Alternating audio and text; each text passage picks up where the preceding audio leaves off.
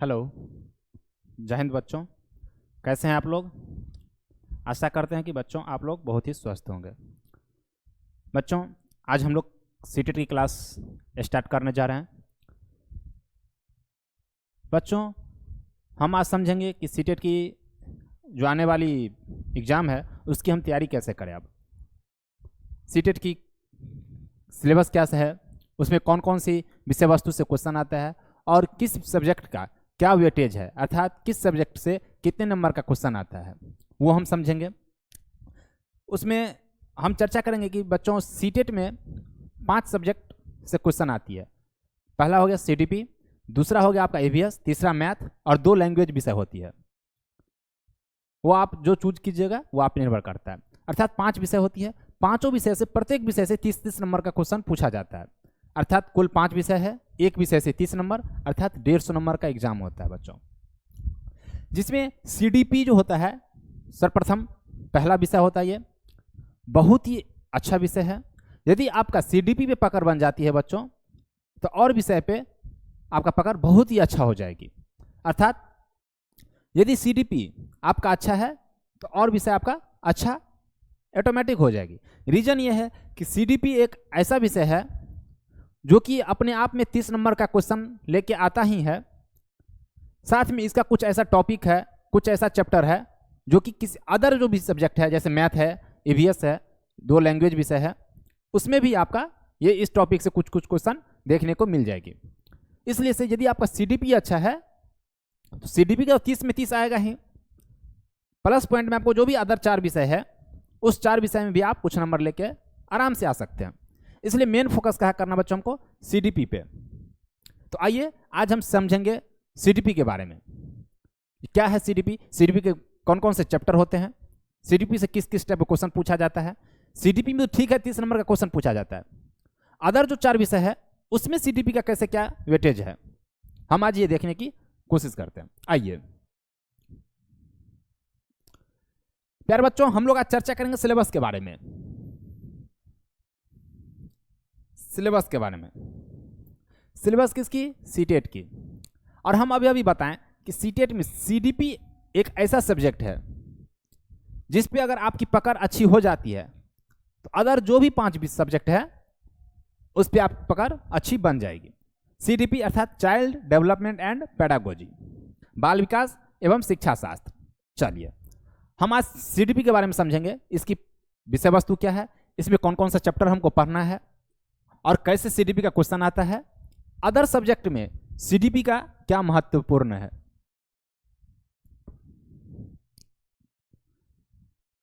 देखिए बच्चों क्या लिखे हम, सीडीपी का सिलेबस, अर्थात सीडीपी का सिलेबस के बारे में हम समझते हैं। पहले देखिए सीडीपी अपने आप में 30 नंबर लेके आया ही है। सीडीपी अपने आप में 30 नंबर का एक सब्जेक्ट है। मैथ में भी पेडागोजी टाइप में 7+ नंबर का आपका सीडीपी लेके आएगा। ये पेडागोजी टाइप का होता है।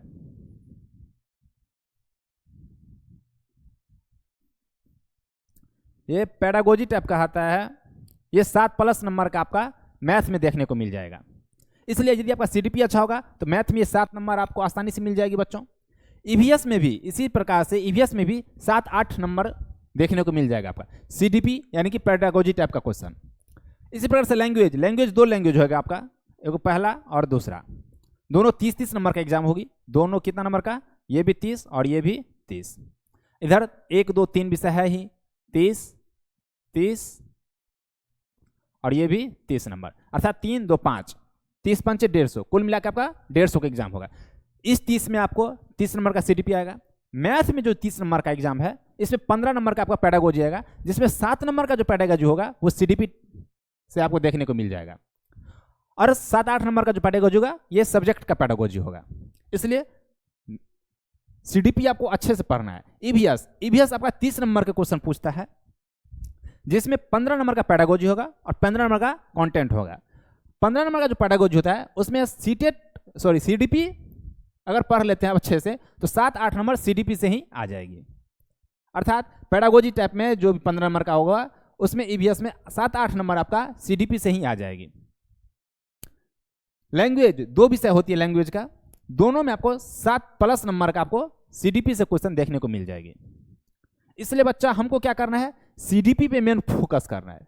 किस पे मेन फोकस करना है, सीडीपी पर। अर्थात सीडीपी अगर मेरा अच्छा हो जाता है तो आप मान के चलिए कि अदर जो 4 विषय है वो चारों विषय आपका आसानी हो जाएगी। इसलिए हमको क्या करना है, सीडीपी को बहुत ही बेहतरीन तरीकों से पढ़ना है। इसी प्रकार से पेपर 2 में भी होता है सीडीपी, तो 30 नंबर का आता ही है। साथ में सोशल साइंस में भी क्या होता है, सीडीपी 7-8 नंबर लेके आ जाता है। इस प्रकार से मैथ और साइंस में भी सीडीपी क्या करता है, 5+ नंबर लेके आ जाता है। प्यारे बच्चों, लैंग्वेज जो 2 विषय होती है फर्स्ट और सेकंड, इसमें भी 7+ नंबर लेके सीडीपी आता है। अर्थात ओवरऑल हम लोग क्या समझ रहे हैं कि हमको किस पे मेन फोकस करना है, सीडीपी पे। क्योंकि सीडीपी अगर अच्छा मेरा हो जाता है तो और जो विषय है उसमें भी हमको सीडीपी का जो कुछ पोर्शन देखने को मिलता है वो मेरा आसानी से बन जाएगी।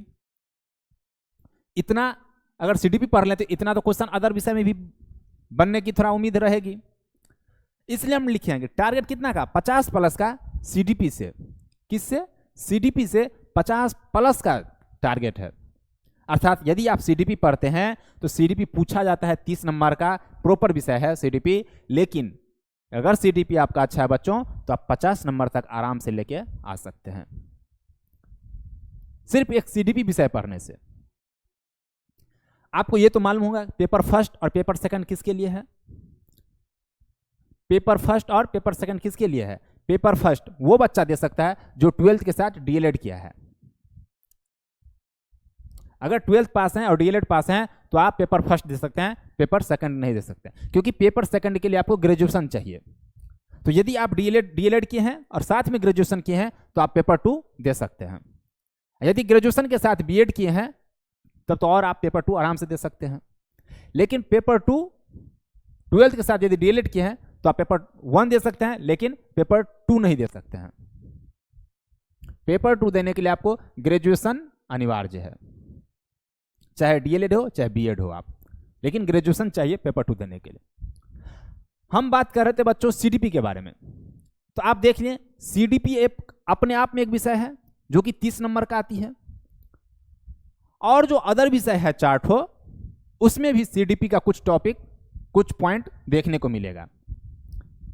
इसलिए हमको क्या करना है, सीडीपी को बहुत ही अच्छे से बहुत ही बेहतरीन तरीकों से पढ़ना है, ताकि सीडीपी जो है 30 नंबर, उस 30 में तो 30 आए ही, प्लस में जो और 4 विषय है उसमें भी हम अच्छा से अच्छा नंबर लेके आ सकें।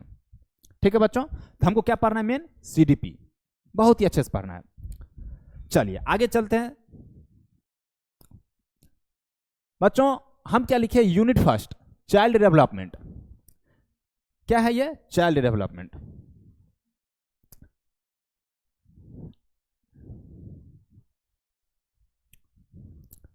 यूनिट फर्स्ट चाइल्ड डेवलपमेंट बच्चों, इससे 15 मार्क का क्वेश्चन पूछता है। कितने मार्क का, 15 मार्क का। अर्थात बाल विकास से 15 नंबर का क्वेश्चन आपको सीटेट पूछता है, जिसमें आपको कुछ टॉपिक पढ़ना है, जो कि टॉपिक हम ये लिखे हैं और आगे बताएंगे। पहला टॉपिक क्या होगा, वृद्धि एवं विकास। बच्चों जहां तक की बात है पहले इससे बहुत ही आसान क्वेश्चन आता था, लेकिन जब से ये ऑफलाइन हुई है बहुत ही बेहतरीन क्वेश्चन अब पूछने लगा है। धीरे धीरे अब और कठिन की ओर जा रही है सीटेट। बहुत ही अच्छा क्वेश्चन पूछता है वृद्धि एवं विकास से। पूछ देगा वृद्धि क्या है, विकास क्या है, विकास की आयाम के बारे में पूछ देगा, विकास की विशेषता के बारे में पूछ देगा, विकास के सिद्धांत के बारे में पूछ देगा आपसे। पूछ देगा वृद्धि किस अवस्था में ज्यादा होता है, कौन सी अवस्था में थोड़ा कम हो जाती है, कौन सी अवस्था में रुक जाती है। अब ऐसा क्वेश्चन पूछता है। पहले डायरेक्ट पूछता था, अब थोड़ा घुमा के पूछने लगा है। जैसे कि वृद्धि, बच्चों वृद्धि क्या है, बाह्य है, अब विकास क्या है, आंतरिक होती है।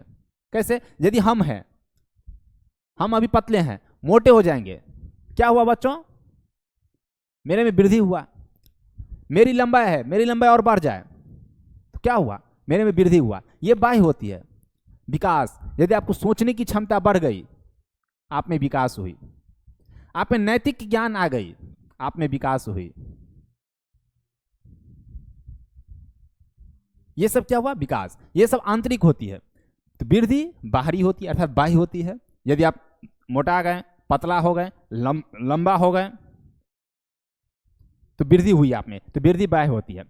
दूसरा चैप्टर होगा बच्चों इसमें हेरिडिटी एंड इन्वायरमेंट, अर्थात अनुवांशिकता और पर्यावरण। बच्चों अनुवांशिकता क्या होती है? जैसे कि आपकी लंबाई, चौड़ाई, मोटाई, रंग, गोरा, काला, आपके नीचे वाले पीढ़ी अर्थात आपकी आने वाली पीढ़ी में अगर ट्रांसफर हो जाती है, उसको क्या बोलते हैं हम? अनुवांशिकता। अर्थात आपका जो कुछ गुण है वो अगर आपके बच्चे में, आपके नीचे आने वाली पीढ़ी में ट्रांसफर हो जाती है, उसको बोलते हैं अनुवांशिकता। पर्यावरण क्या होती है बच्चों? बाहरी वातावरण। आपके जो बाहरी वातावरण है उसको क्या बोलते हैं? पर्यावरण कहते हैं। क्या कहते हैं? पर्यावरण। आपके बाहरी वातावरण में जो कुछ उपस्थित है वो क्या है? पर्यावरण है। तो इससे भी अच्छा क्वेश्चन आता है। इसे तो सोशलाइजेशन, यहां पे नहीं, एक मिनट बच्चों, यहां पे लिखा था सामाजिकरण। क्या लिखा था? सामाजिकरण। बच्चों ये बहुत ही छोटा टॉपिक है, इससे थोड़ा बहुत क्वेश्चन आता है, 9 के बराबर सामाजिकरण से। सामाजिकरण क्या होता है बच्चों? अर्थात हम समाज में रहकर जो कुछ सीखते हैं वो क्या है? सामाजिकरण है। जैसे समाज में रहकर हम सीखते हैं कि बड़ों का आदर करना चाहिए। ये कहाँ सीखते हैं हम?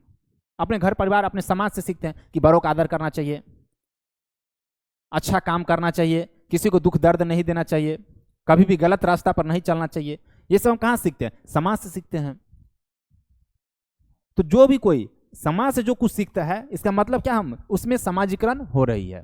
तो ये एक टॉपिक है, इससे क्वेश्चन हल्का फल्का आता है, बहुत ही छोटा टॉपिक है, ये भी हम पढ़ेंगे, बहुत ही अच्छे से पढ़ेंगे। बुद्धि एक चैप्टर है, कौन सा? बुद्धि। बच्चों बुद्धि जो चैप्टर अर्थात इंटेलिजेंस, बहुत ही अच्छा चैप्टर है बुद्धि। इसे पूछ देगा बुद्धि क्या है, थॉर्नडाइक का सिद्धांत बताइए, हार्वर्ड गार्डनर की बहुबुद्धि सिद्धांत बताइए। पूछ देगा आईक्यू क्या है, मंद बुद्धि वाले का आईक्यू कितना होगा, प्रखर बुद्धि वाले का आईक्यू कितना होगा, तीव्र बुद्धि वाले का आईक्यू कितना होगा। पूछ देगा आईक्यू वैलिड क्यों नहीं है, ये सब पूछ देगा। इससे पूछ देगा आपको हार्वर्ड गार्डनर की बहुबुद्धि सिद्धांत पूछिए, बताइए। हार्वर्ड गार्डनर किसका? हार्वर्ड गार्डनर का बहुबुद्धि सिद्धांत बताइए। थॉर्नडाइक का पूछ देगा, थॉर्नडाइक का बुद्धि सिद्धांत बताइए, ये सब पूछ देता है। तो बुद्धि चैप्टर अच्छा है, बहुत ही बेहतरीन तरीकों से हम पढ़ेंगे बच्चों। आगे है जीन पियाजे। जीन पियाजे, लॉरेंस कोहलबर्ग और क्या है? लेव वात्स्की। बच्चों जीन पियाजे जो था, जीन पियाजे कहाँ का वैज्ञानिक था? स्विट्जरलैंड का। कहाँ का? स्विट्जरलैंड का।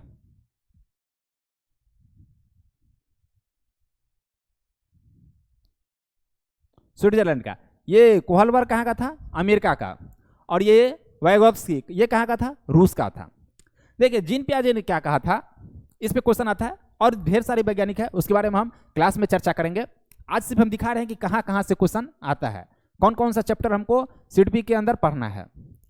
तो इस वैज्ञानिक से क्या क्वेश्चन आता है, जैसे कि जीन पियाजे था। जीन पियाजे ने क्या कहा था कि बच्चा जो होता है, बच्चा में सबसे पहले विकास होता है, उसके बाद क्या होता है? वो सीखता है। सबसे पहले क्या होगा? विकास। किसके अनुसार? जीन पियाजे के अनुसार, कि सबसे पहले बच्चा में विकास होता है, उसके बाद बच्चा सीखता है। कोहलबर्ग जो है, कोहलबर्ग नैतिक सिद्धांत दिया था, नैतिक विकास सिद्धांत। इसने कहा था कि बच्चा जो है समाज में रहकर नैतिक और अनैतिक के बारे में जानता है। वाइगोत्स्की क्या कहा था कि बच्चा जो है वो समाज और संस्कृति की अंतःक्रिया से विकास करता है।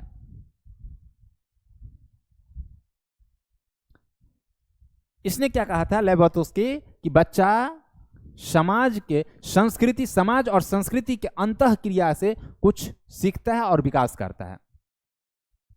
अर्थात इसके अनुसार, प्लाजे के अनुसार क्या था? पहले बच्चा विकास करता है, बाद में सीखता है।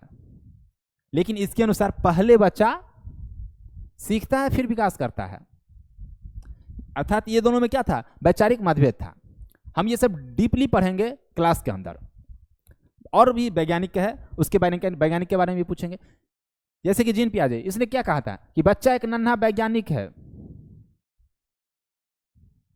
बच्चा क्या है? एक नन्हा सा वैज्ञानिक है जो कि अपने सिद्धांत को रचना करती है। ठीक है, इस प्रकार से हम ढेर सारे वैज्ञानिक के बारे में आगे पढ़ेंगे। हम दिखा रहे हैं अभी सिर्फ कि आपको कौन कौन से चैप्टर पढ़नी है। यूनिट फर्स्ट है, चाइल्ड डेवलपमेंट है, 15 नंबर का आएगा क्वेश्चन। 1 2 3 4 5 टॉपिक देखें, आगे और टॉपिक है। जैसे कि जेंडर है बच्चों, जेंडर चैप्टर है, बहुत ही अच्छा चैप्टर है, छोटा सा चैप्टर है। इसमें आपको क्वेश्चन पूछ देता है जेंडर बायस से या जेंडर स्टेरियोटाइप्स से। जेंडर जो होता है, लिंग, ये क्या है? एक सामाजिक अवधारणा है जो कि हमको समाज से मिलता है बच्चों। जो ये लड़का है, ये लड़की है, लड़की को ज्यादा प्राथमिकता जाए, लड़का को ये प्राथमिकता जाए, इसको ये प्राथमिकता दिया जाए। जबकि आप शिक्षक बनने जा रहे हैं तो आपको ये सब नहीं मानना है, दोनों के साथ समान ट्रीट करना है। ठीक है, इसलिए इसके अंदर हम लोग पढ़ेंगे जेंडर बायस पढ़ेंगे, जेंडर स्टेरियोटाइप्स पढ़ेंगे। इसी 2 से क्वेश्चन आता है तो हम क्लास के अंदर पढ़ेंगे। आज हमको सिर्फ देखना है कि कौन कौन सा चैप्टर आता है। तो जेंडर से आता है, इसका था कि लैंग्वेज एवं थॉट, लैंग्वेज एंड थॉट, भाषा और विचार, भाषा और विचार। बच्चों भाषा और विचार ये बहुत अच्छा चैप्टर है, बहुत ही अच्छा चैप्टर है। विचार अर्थात थॉट, अपसारी चिंतन। इसमें पूछ देगा आपको क्वेश्चन किस चीज से? अपसारी चिंतन, अभिसारी चिंतन। इसमें आपको क्वेश्चन पूछ देगा अपसारी चिंतन से, थॉट। जो अपसारी चिंतन क्या है बताइए, अभिसारी चिंतन क्या है बताइए। कोई एग्जांपल दे देगा, पूछ देगा बताइए अभिसारी चिंतन हो रही है, यहाँ पे अपसारी चिंतन हो रही है। क्रिटिकल जैसे पूछ देगा, इसमें जैसे CRICTICAL, क्रिटिकल थिंकिंग के बारे में पूछ देगा। ठीक है बच्चों। भाषा पूछ देगा, भाषा की परिभाषा क्या है, क्या है भाषा, भाषा की विशेषता बताइए। पूछ देगा कि बच्चा में भाषा की अर्जन कब शुरू हो जाती है, कब बच्चा 2 शब्द सीखता है, कब बच्चा 10 शब्द सीखता है, कब बच्चा 150 शब्द सीखता है, कब बच्चा में भाषा का विकास होता है, और भाषा किस प्रकार से सीखता है बच्चा। इसके बारे में यहाँ से क्वेश्चन आ जाता है, बहुत ही अच्छा क्वेश्चन आता है। इसके बाद व्यक्तिगत विभिन्नता, बच्चों इंडिविजुअल डिफरेंस। बच्चों ये बहुत ही अच्छा चैप्टर है। ये आपको न कि सीटेट में बल्कि बहुत केवीएस में जाइए, केवीएस में भी क्वेश्चन आता है व्यक्तिगत विभिन्नता से। यूपी टेट में जाइए, वहां भी क्वेश्चन आता है। इसलिए आपको ये बहुत ही अच्छा से पढ़ना है। व्यक्तिगत विभिन्नता बहुत ही अच्छा चैप्टर है, बहुत ही अच्छे से पढ़ना है। अच्छा अच्छा क्वेश्चन इससे बनता है। व्यक्तिगत विभिन्नता, व्यक्तिगत विभिन्नता क्या है? अगर थोड़ा सा हम अभी समझा दे तो जैसे हम हैं और आप हैं। मान लीजिए हम दुबले पतले हैं, आप मोटे हैं, विभिन्नता हुई ना आप में और हम में। क्या विभिन्नता हुई कि आप तुलना करें तो आपसे तो आप मोटे हैं और हम पतले हैं। मान लीजिए अगर कि पढ़ाने में हम कमजोर हैं और आप पढ़ने में तेज हैं, व्यक्तिगत विभिन्नता हुई। हम पढ़ने में तेज हैं पर आप ये हैं। उसके बाद क्या है फिर, जैसे कि मान लीजिए आप चलने में तेज चलते हैं, हम चलने में 10 रोज चलते हैं। हम थोड़ा सोचते कम हैं, आप ज्यादा सोचते हैं। ये क्या हुई? हम और आप में व्यक्तिगत विभिन्नता हुई। अर्थात आपसे हम व्यक्तिगत रूप से जो भी जिस भी रूप से हम अलग हैं आपसे, व्यक्तिगत विभिन्नता हुई। हम दुबले पतले हैं, आप मोटे हैं। मान लीजिए हम लंबे हैं लेकिन आप फिर छोटे हैं। तो इससे क्वेश्चन अच्छा खासा आता है, बहुत ही अच्छा चैप्टर है। ये हमको पढ़ना है, इंडिविजुअल डिफरेंस। इसके बाद बच्चा चैप्टर है आकलन एवं मूल्यांकन, असेसमेंट एंड इवैल्यूएशन। बच्चा बहुत ही बेहतरीन चैप्टर है और ये बहुत ही बड़ा चैप्टर है, बहुत ही बड़ा चैप्टर है। लेकिन सीटेट में बहुत ही छोटे तरीका से पूछा जाता है। बहुत ही बड़ा चैप्टर है। अगर हम इस पे अगर क्लास लिया जाए, बहुत सारा क्लास इसी पे हो जाएगा। लेकिन सीटेट बहुत ही छोटे से भाग को एक पूछता है, आकलन एवं मूल्यांकन, कि ये क्या है? ये सतत प्रक्रिया है। ये क्या है? सतत प्रक्रिया है।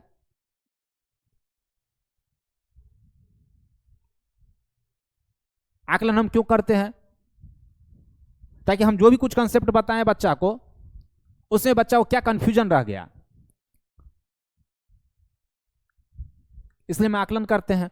मूल्यांकन, इसमें हमको बहुत सारे पता, सीसी जैसे पढ़ना है, इसी में पढ़ना है, जैसे स्कूल बेस्ड असेसमेंट पढ़ना है, एसबीए पढ़ना है, इसमें हमको पढ़ना है जैसे कि रूब्रिक्स पढ़ना है हमको बच्चों, इसी में हमको क्या पढ़ना है, और रूब्रिक्स पढ़ना है, सीसी एसबीए पढ़ना है, पोर्टफोलियो पढ़ना है। पोर्टफोलियो क्या है, किस चीज का संग्रह है, कैसे उसमें संग्रह किया जाता है, तो पोर्टफोलियो सब क्या पढ़ना है, आकलन एवं मूल्यांकन पढ़ना है। बहुत ही बड़ा चैप्टर है, लेकिन सीटेट जो पूछता है ये बहुत ही छोटी सी भाग को पूछता है, इसलिए इसको हम बहुत ही अच्छे से पढ़ेंगे। इसके बाद बाल केंद्रित एवं प्रगतिशील शिक्षा, child centred and progressive education. बच्चों क्या लिखा है, बाल केंद्रित एवं प्रगतिशील शिक्षा, अर्थात बच्चा जो है, बच्चा को केंद्र में रखिए। कहां रखिए, केंद्र में रखिए। एवं प्रगतिशील शिक्षा, इसका मतलब क्या हुआ कि बच्चा को आप केंद्र में रख के पढ़ाइए, अर्थात जब आप बच्चा को केंद्र में रख के पढ़ाइएगा तो क्या होगा, वो बच्चा को उसमें रुचि जाएगा, पढ़ने में बच्चा को रुचि जाएगा, जिससे क्या होगा, बच्चा अधिक से अधिक सीखेगा, उसका सीखने का जो स्तर है वो धीरे धीरे धीरे धीरे बढ़ जाएगी। इसलिए किस प्रकार की शिक्षण प्रणाली को अपनाना है, बाल केंद्रित एवं प्रगतिशील शिक्षा। कहे कि जब बच्चा को, किसी भी बच्चा को उसके अभिवृत्ति और इच्छा के अनुसार, उसके एटीट्यूड एवं इंटरेस्ट के अनुसार यदि हम बच्चा को पढ़ाते हैं तो बच्चा का जो सीखने का जो स्तर होता है वो बढ़ जाती है। क्या बोलते हैं उसको, प्रगतिशील शिक्षा बोलते हैं। अर्थात बच्चा को जैसे पढ़ना है हम वैसे ही पढ़ाएंगे। बच्चा का अगर इंटरेस्ट है कि खेल खेल में पढ़ना है तो उसको खेल खेल में पढ़ाएंगे। अर्थात जिस भी तरीका से बच्चा को पढ़ना है हम उस तरीका से उसको पढ़ाएंगे, जिससे क्या होगा, बच्चा अधिक से अधिक सीखेगा और अपने व्यवहार में परिवर्तन लाएगा, जिससे बच्चा को शिक्षण प्रणाली जो होगी उसमें क्या होगी, आपको बढ़ोतरी होगी, शिक्षण स्तर में बढ़ोतरी होगी। प्रगतिशील शिक्षा और बाल केंद्रित शिक्षा, इसके बारे में हम आगे पढ़ेंगे क्लास में। ठीक है बच्चों, आइए आगे चलते हैं। प्यारे बच्चों, यूनिट 2 है, यूनिट 2 है, इसमें आपको 5 नंबर का क्वेश्चन पूछेगा। कितना नंबर का, 5 नंबर का। देखिए पहले इससे क्वेश्चन नहीं आता था, पहले इससे क्वेश्चन नहीं आता था, लेकिन अब अच्छा खासा क्वेश्चन आने लगा है, इसलिए हमको ये अच्छा से पढ़ना है। क्या ये एनईपी 2020, क्या है एनईपी 2020, ये डॉक्यूमेंट बच्चा आप सबको पढ़ना है, अच्छे से पढ़ना है, ये बहुत ही अच्छे से पढ़ना है। आप जाइएगा गूगल से, आप डाउनलोड कीजिए एनईपी 2020 और पढ़िए, नेशनल एजुकेशन पॉलिसी 2020, राष्ट्रीय शिक्षा नीति 2020। बच्चों यदि आप शिक्षक बनने जा रहे हैं और आपको राष्ट्रीय शिक्षा नीति नहीं पता होगी तो फिर कैसे काम चलेगी। इसलिए आपको क्या करना है, राष्ट्रीय शिक्षा नीति डॉक्यूमेंट बहुत ही अच्छे से पढ़ना है, गहराई में जाकर पढ़ना है, उसके एक एक वर्ड पढ़ना है, एक एक शब्द पढ़ना है। क्यों, अगर ये आप डॉक्यूमेंट पढ़ लेते हैं तो बच्चा आपका पेडागोजी जो है, पेडागोजी आपका मजबूत हो जाएगी। क्या होगी, आपका पेडागोजी मजबूत हो जाएगी। अब पेडागोजी अगर आपका मजबूत हुई तो आपका क्या होगा, सीडीपी मजबूत होगा। क्या मजबूत होगा, सीडीपी। यदि आपका सीडीपी मजबूत हुआ तो अदर 4 विषय भी मजबूत हो जाएगा। इसलिए आपको क्या करना है, एनईपी 2020 बहुत ही अच्छे से पढ़ना है, जिससे कि आपका पेडागोजी मजबूत हो जाए। वैसे हम पढ़ाएंगे, लेकिन आप इसको डाउनलोड करके डॉक्यूमेंट इसको पढ़िएगा। इसके बाद क्या है, आरपीडब्ल्यूडी एक्ट 2016, अर्थात right of person with disability act 2016। बच्चों इसके अंदर हमको क्या पढ़ना है कि दिव्यांग के लिए, दिव्यांग बच्चों के लिए क्या क्या अधिकार सरकार ने दिए हुए हैं। आप जिस स्कूल जाइए पढ़ाइएगा, जिस भी स्कूल में पढ़ाइएगा आप, उस स्कूल में यदि दिव्यांग कोई बच्चा है तो आपको जानकारी तो रहना चाहिए कि उसके लिए क्या क्या अधिकार सरकार ने प्रदान की है, किस एक्ट के तहत क्या क्या प्रावधान है उसके लिए। इसलिए आपको ये डॉक्यूमेंट भी बहुत ही अच्छे से पढ़ना है, ताकि आपको पता चले कि जो कोई दिव्यांग बच्चा है, दूसरी बात किस प्रकार की दिव्यांगता है, उसमें किस लेवल का दिव्यांगता है, किस लेवल से उसको शिक्षा प्रदान की जाए, उसका अधिकार क्या है, किस एक्ट के तहत उसको क्या अधिकार दिया गया है, ये सब आपको इस डॉक्यूमेंट में देखने को मिल जाएगी। इसलिए प्यारे बच्चों इसको बहुत ही अच्छे से आपको पढ़ना है, ठीक है, बहुत ही अच्छे से पढ़ना है। वैसे हम पढ़ाएंगे, आपको भी ये डॉक्यूमेंट डाउनलोड करके पढ़ना है। तीसरा है एनसीएफ 2005।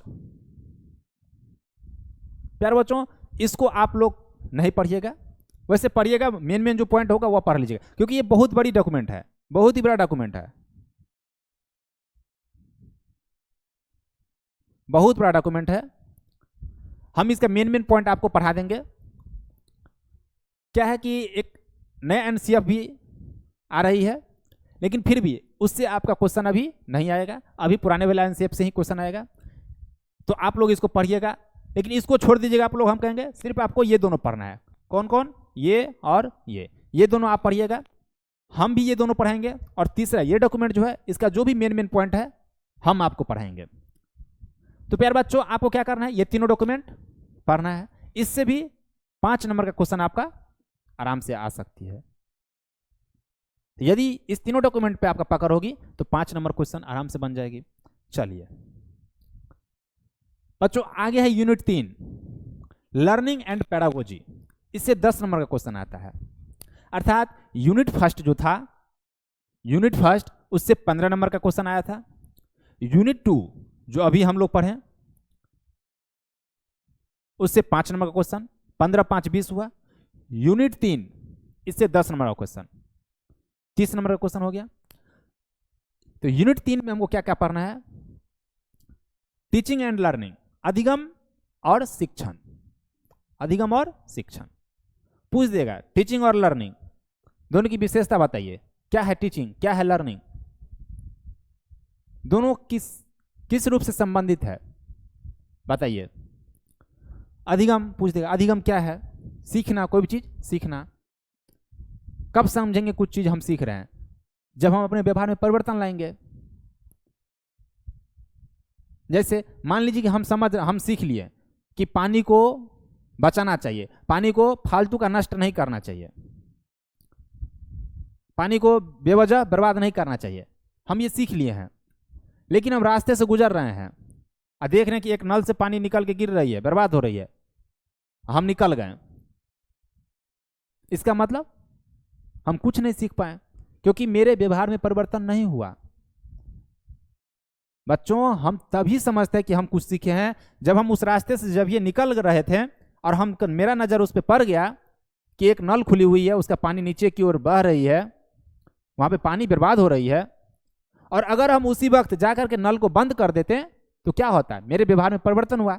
हम स्कूल में सीखें कि पानी को बर्बाद नहीं करना चाहिए बेवजह, और हम यहाँ पे आके क्या किया, अपने व्यवहार में परिवर्तन किए, नल को बंद कर दिए ताकि पानी बर्बाद नहीं होगी। अर्थात हम कुछ सीखें। तो अधिगम या सीखना किसको बोलते हैं, यदि हम कुछ सीख करके अपने व्यवहार में परिवर्तन लाते हैं तो अब हम समझते हैं कि मेरे अंदर अधिगम की प्रक्रिया हो रही है। ठीक है बच्चों, इसके बारे में हम अंदर पढ़ेंगे, बहुत ही बेहतरीन तरीके से पढ़ेंगे। आगे है मोटिवेशन एंड लर्निंग, अर्थात अभिप्रेरणा और अधिगम क्या है, दोनों में क्या डिफरेंस है, क्वेश्चन आएगा दोनों में क्या डिफरेंस है, अभिप्रेरणा क्या है, अधिगम क्या है। मोटिवेशन क्या है बच्चों, तो हम इसको कह सकते हैं कि अपनी लक्ष्य की प्राप्ति के लिए जो जुनून होती है, जो हमारे अंदर उत्सुकता होती है, वो क्या है, मोटिवेशन है, अभिप्रेरणा है। जैसे कि अभी आप लोग को सीटेट पास करना है बच्चों, तो आप लोग को हो रहा कैसे पढ़ें, क्या पढ़ें, अभी भर दिन पढ़ेंगे, सर क्लास देंगे, सर क्लास करेंगे और भर दिन हम क्वेश्चन लगाएंगे, सेट लगाएंगे, बहुत सारी ढेर सारी पढ़ाई पढ़ेंगे ताकि हम सीटेट पास हो जाए। तो मेरा लक्ष्य प्राप्ति के लिए क्या कर रहे हैं, मेरे अंदर जुनून, उत्सुकता हो रही है कि जल्द से जल्द हम अच्छे तरीके से पढ़ लें ताकि हम सीटेट पास हो जाए। अर्थात लक्ष्य की प्राप्ति के लिए जो मेरे अंदर जुनून होता है, उत्सुकता होती है, वो क्या कहलाती है, अभिप्रेरणा। और अधिगम वही सीख करके यदि हम अपने व्यवहार में परिवर्तन लाते हैं तो क्या होती है, मेरे अंदर अधिगम हो रही है। तो दोनों में क्या डिफरेंसेस है, दोनों क्या अपनी जगह पर विशेषता है, इसके बारे में क्वेश्चन पूछता है। तो ये हम क्लास के अंदर समझेंगे अच्छे तरीकों से। इसके बाद बच्चों है संज्ञान एवं संवेग। संवेग इमोशन, संवेग सॉरी संज्ञान, संज्ञान अर्थात दिमाग में जो कुछ हम तर्क वितर्क करते हैं, क्या है? संज्ञान है। संवेग क्या है? इमोशन है, अर्थात शारीरिक परिवर्तन इमोशन है। संवेग क्या है? मेरे दिमाग में जो भी कुछ तर्क वितर्क होता है वो संवेग है। पूछता है क्वेश्चन, दोनों कैसे एक दूसरे से संबंधित है, दोनों में क्या विशेषता है, दोनों क्या डिफरेंसेज है, इस टाइप का क्वेश्चन इससे आता है। तो प्यारे बच्चों, हम लोग क्या समझे आज?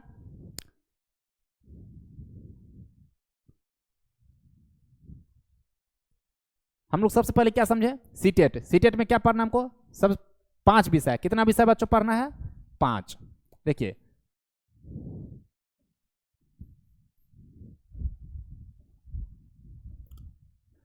सीटेट है, सीटेट में हमको क्या करना है? देखिए 5 विषय पढ़ना है। कितना विषय पढ़ना है बच्चों?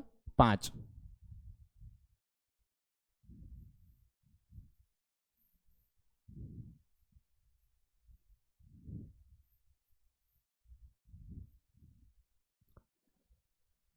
पांच विषय पढ़ना है। पहला सीडीपी, दूसरा मैथमेटिक्स, तीसरा ईवीएस, और 2 विषय आपका हो जाएगा लैंग्वेज, जो कि आप जो भी विषय चूज कीजिएगा लैंग्वेज में वो आपकी होगी। 5 विषय पढ़ना है। पांचों विषय 30-30 नंबर का आएगा, कुल 150 नंबर का होगा, जिसमें सीडीपी 30 नंबर का है ही, प्लस में जो और 4 विषय है उसमें भी सीडीपी टाइप के क्वेश्चन आता है, जो कि आपको सीडीपी पढ़ने से हल हो सकती है। तो अब आप लोग बताइए कि कौन से सब्जेक्ट को सबसे पहले मजबूत किया जाए? प्यारे बच्चों, आप लोगों का आंसर होगा सीडीपी। इसलिए हम आज सबसे पहले सीडीपी सब्जेक्ट को शुरू किए हैं, क्योंकि यदि मेरा सीडीपी मजबूत होता है, सीडीपी में मेरा समझ, मेरा पकड़ अगर अच्छा होता है, तो मेरा और जो भी 4 विषय है वो मेरे लिए आसान हो जाएगी। समझ गए ना? तो हमको क्या पढ़ना है? सीडीपी बहुत ही अच्छे तरीके से पढ़ना है। अगर सीडीपी मेरा अच्छा हो गया तो 50+ नंबर तो हमको ऐसे ही आ जाएगा। उसके बाद तो और विषय है ही। चलिए आगे हम समझ गए। आगे हमको ये भी बताए थे कि क्या क्या चैप्टर हमको सीडीपी के अंदर पढ़ना है। ये चैप्टर था, ये चैप्टर था, फिर हमको क्या है? एनईपी 2020 पढ़ना है, आरपीडब्ल्यूडी एक्ट 2016 पढ़ना है, और एनसीएफ 2005 पढ़ना है। बच्चों ये दोनों आप भी पढ़िएगा, हम तो पढ़ाएंगे ही। ये जहां तक की बात है ये आप लोग छोड़ दीजिएगा, इसका मुख्य मुख्य बिंदु हम आप लोग को पढ़ा देंगे बच्चों। इसके आगे हम देखे थे 10 नंबर का क्वेश्चन आता है इससे, ये भी आपको अच्छे से पढ़ना है। देखिए बच्चों 10 नंबर क्वेश्चन है, 1 2 3 4 5 चैप्टर होगी, कितना ही आसान होगी। सीटेट जो है बच्चों छोटी सी सीडीपी का छोटा सा भाग को पूछता है। सीडीपी अपने आप में बहुत है और बहुत ही कठिन विषय है, लेकिन सीटेट जो है सीडीपी का एक छोटा सा भाग को पूछता है, इसलिए टेंशन लेने की कोई बात नहीं है बच्चों। बस अच्छे से पढ़ना है, अच्छे से पढ़ना है, एकदम एकाग्र चित्ता बना के रखना है, गौर से देखना है, गौर से पढ़ना है प्रत्येक क्लास को। और हम आपसे बस इतना ही आग्रह करेंगे, सीटेट में आप लोग सीडीपी बस मजबूत कीजिए, बाद बाकी सभी विषय हल्का बन जाएगी। और सीडीपी के लिए हम हैं ही, आप बस मेरे साथ चलिए, सीडीपी मजबूत बन जाएगी, इसका हम गारंटी लेते हैं बच्चों। ठीक है, तो अब हम मिलते हैं। आज हम सिर्फ सीडीपी के सब्जेक्ट क्या उसका जैसे सिलेबस के बारे में बात किए, अब आगे हम मिलते हैं सीडीपी के क्लास के साथ बच्चों। ठीक है, जय हिंद।